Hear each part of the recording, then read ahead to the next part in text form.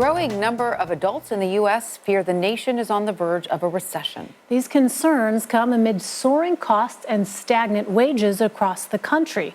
Joining us now is David Ragland. He is the CEO of IRC Wealth in Atlanta. He is also a financial advisor and wealth strategist for the company. David, welcome. Thank you very much for being with us. So many people are fearing a recession. Some people already believe we are in one. Do you think a downturn is imminent? Well, we're certainly slowing down from an economic standpoint. First quarter GDP was negative. Now the Atlanta Federal Reserve is predicting a negative GDP for the second quarter, which typically coincides with a recession. So we're certainly going to slow down from an overall standpoint. Obviously, the markets are in a bear market standpoint, so they're predicting at least a 50% chance of a recession. So we certainly look to a recession, whether it's a soft recession or no recession, is certainly on the horizon. So what do you think it will take then for the majority of Americans to feel as though the country is no longer facing a financial crisis? Because, as we've discussed with the problem with inflation, the Fed was raising, interest rates at an attempt to do exactly this, right? To cool down the economy a little bit. So could you argue that this is all part of the master plan? It certainly is. I mean, recessions are caused by the Fed raising interest rates. That's to try to cool the economy, putting the brakes a little bit on the sports car when the economy runs too hot.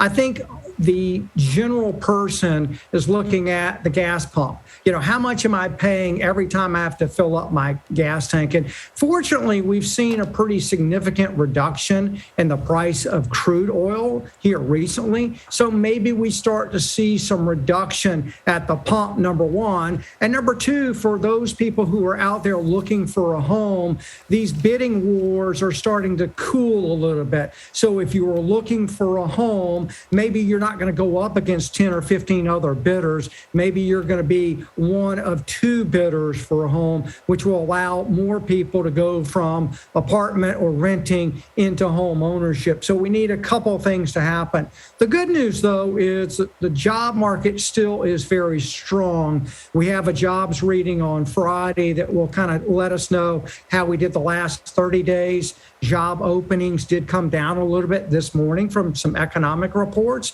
But from the service sector, we still have strong jobs. And I think as long as you have a job, you feel better about your overall economic situation. That's a good point. I wonder, though, what guidance you might have for Americans who still might be concerned about a recession. What should they be doing now? You mentioned housing is a potential bright spot.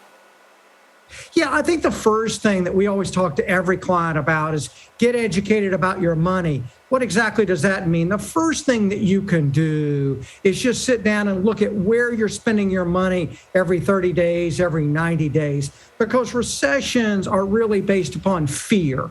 And what we want to do is put control back into clients' minds as far as I am in control. I know how much is coming in. I know how much is going out. So if I feel I'm in more control, I make better decisions because wealth is built over time. It's a series of small good decisions. So start with education, number one. Number two is always make sure that you have that cash safety net. Again, it goes back to the emotion of I feel like I'm in control. David, thank you so much for joining us. We always appreciate some good financial advice, some good insight there. Thank you so much.